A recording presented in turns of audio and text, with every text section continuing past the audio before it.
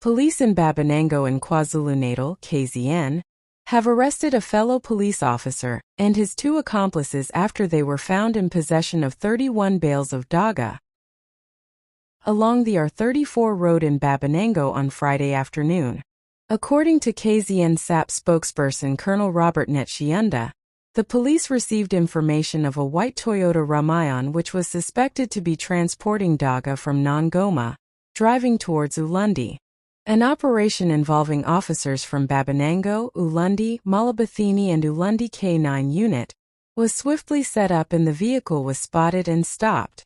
Upon searching the vehicle, police found 31 bales of daga, wrapped with a brown cello tape. 3 occupants of the vehicle were arrested for dealing in daga.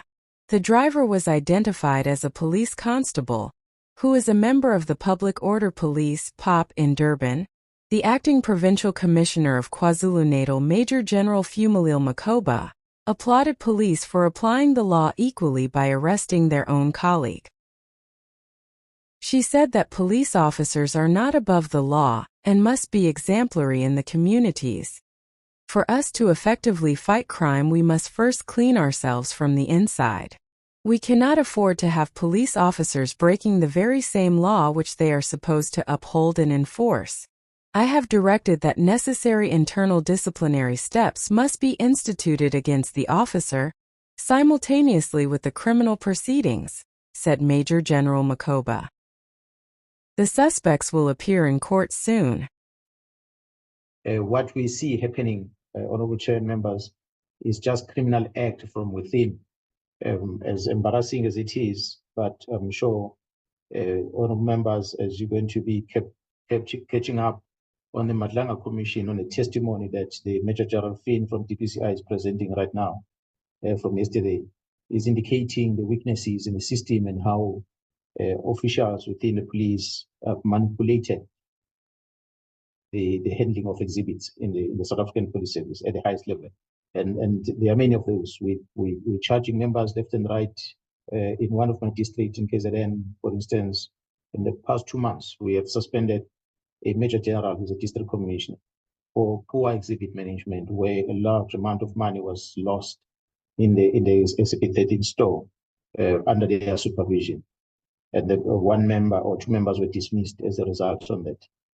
A Dutch national was arrested by the South African Police Service, SAPS, at OR Tambo International Airport during an intelligence-driven operation conducted this week. The suspect was intercepted while traveling from the Netherlands to Frankfurt, Germany, on suspicion of drug trafficking involving concealed substances in his luggage. This is the 3rd drug mule that is caught by police this month. During a detailed search, police discovered more than 40 kilograms of khat hidden inside the suspect's baggage, with an estimated street value of 240,000 rand. The seizure formed part of a coordinated airport operation aimed at disrupting transnational drug smuggling activities through intelligence-led policing by SAPS officials. The suspect is expected to appear before the Kempton Park Magistrates Court on Monday, May 25, 2026, facing charges related to drug trafficking. SAPS confirmed that over the past 2 years, more than 50 drug mules have been arrested at OR Tambo International Airport. SAPS reiterated its commitment to intensifying operations at all ports of entry across South Africa to combat organized drug trafficking networks. The latest arrest forms part of ongoing efforts to curb international drug routes connecting Europe and Africa through intelligence-led enforcement strategies. Major General Finn told us at the Madlanga Commission that these drugs are not intended to be in South Africa. This is what he said. Then you say, I now turn to illicit drugs at paragraph 18. Thank you, Commissioners. Illicit drugs for purposes of my evidence are substances that are prohibited by law. Illicit drugs may also be drugs that are lawfully possessed or used under specific conditions, but which are then possessed, used, or distributed unlawfully. My statement deals only with the former. There are essentially two categories of illicit drugs or narcotics: naturally derived drugs and synthetic drugs.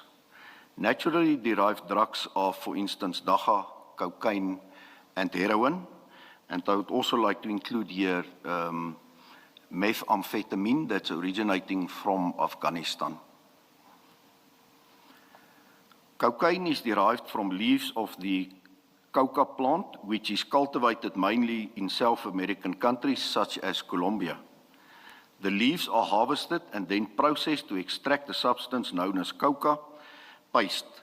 This paste is further refined through chemical processes to produce cocaine hydrochloride, which is the form commonly trafficked and sold as cocaine.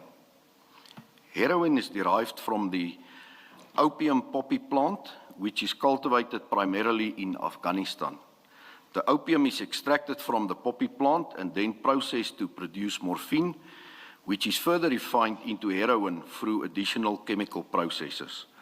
And this is where I also would like to include then the plant-based methamphetamine that originates also from Afghanistan, Commissioners. Cocaine and heroin enter South Africa commonly through established transnational maritime routes involving multiple countries. Cocaine is typically transported from South Africa via West Africa. South America.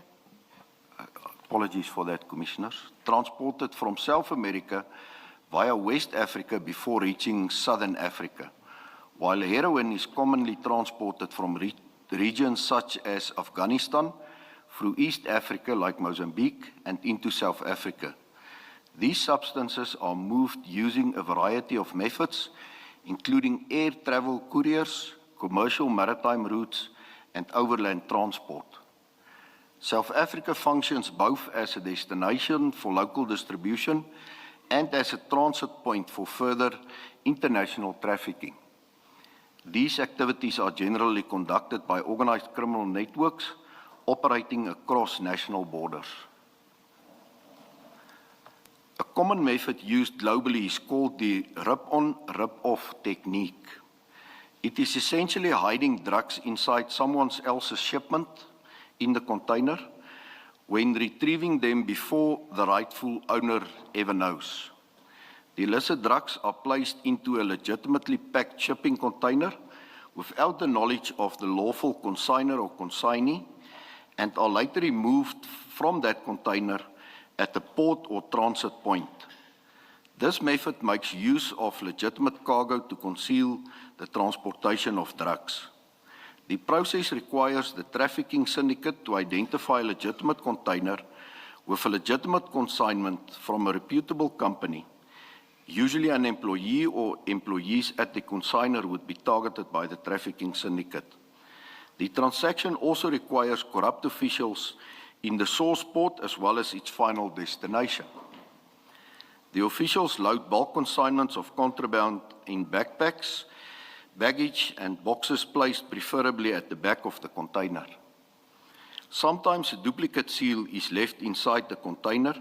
Should the container be opened, it can be resealed without raising an alarm that the consignment has been tampered with. The rip-off is normally done at its destination. Here again, corrupt officials will break the seal, open the container, remove the contraband, and replace the ripped seal with the duplicate seal that has been placed in the container. In most cases, the port of origin is the port of Santos in Brazil, which is a free port requiring no customs duties from companies using the port. In my experience, in the majority of transactions, the shipper, the forwarding agent, the clearing agent, and the transporter, such as a truck driver, are innocent parties and are unlikely to be aware of any contraband hidden in the container. These parties rely on the information for the legitimate consignment contained in the shipping documents, such as the manifest document, the bill of lading, clearing and transportation documents. Similarly, customs officers will peruse these documents to determine if the consignment is legitimate before releasing the container, none the wiser that illicit drugs have been smuggled into the container. I can perhaps also just here indicate, Commissioners, that SARS Customs do some physical checks on these containers, and then on some of it, obviously not all.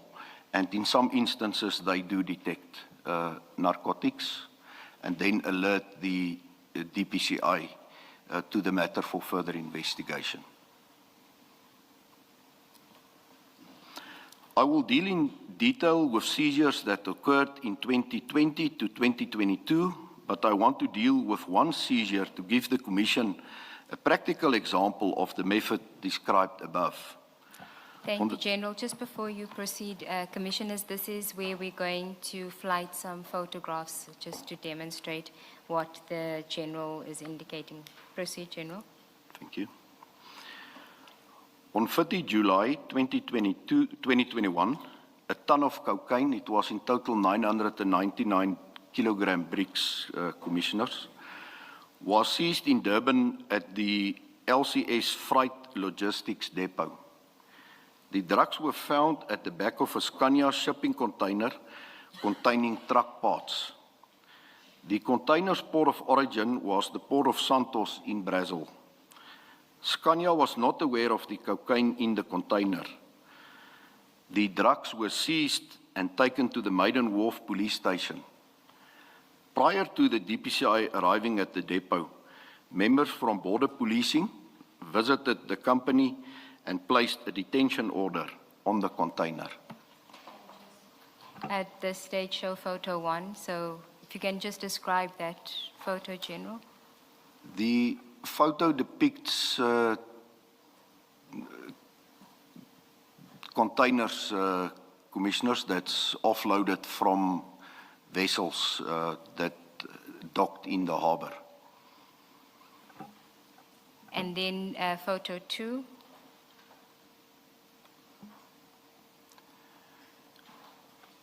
Commissioners, that is a photo that depicts the consignment of cocaine, or by then suspected cocaine, that was found in the back of the shipping container immediately upon opening the doors. Before you proceed, you want to ask a question on this? General, can you just explain the role of border policing in exercises such as this? Here you say border policing arrived or got there before the DPCI. Would they have gotten there because of a tip-off, or is this just part of the normal protocols that they Commissioner, in this specific case, they also received information about the possible narcotics that was hidden in that container, and that is why they arranged for that detention order to be placed on it. So it was just a time lapse, a short time lapse. Okay. So obviously their primary responsibility is within the harbour precinct, and then to perform duties within their mandate as border policing. Okay. And in performing, in the normal course of performing that mandate, would they do the kind of inspection that you say, for example, customs randomly does on shipments? I'm just trying to understand practically what, on a day-to-day basis, do they have a role either by protocol or just practice that they could be part of the chain of discovering illegal narcotics, for example? Commissioner, I do not have detailed knowledge about their roles and responsibilities within that precinct. But it's my experience that whenever there is a search and seizure operation, they are... So this is not the same one? It's not the same. All right, thank you. Thank you, Commissioner. Thank you, General. Then if I could ask to just show photograph 3.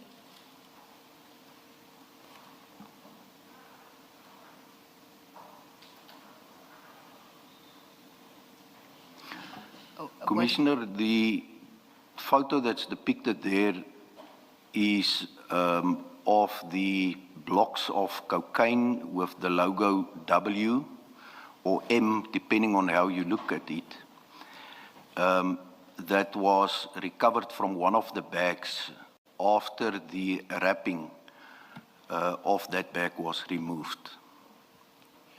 General, we're going to get to other seizures as well. If you could maybe at this stage just explain to the commissioners the significance of the logos, so that W, or I think it is a W. Commissioners, there's different logos that's being found on all these seizures.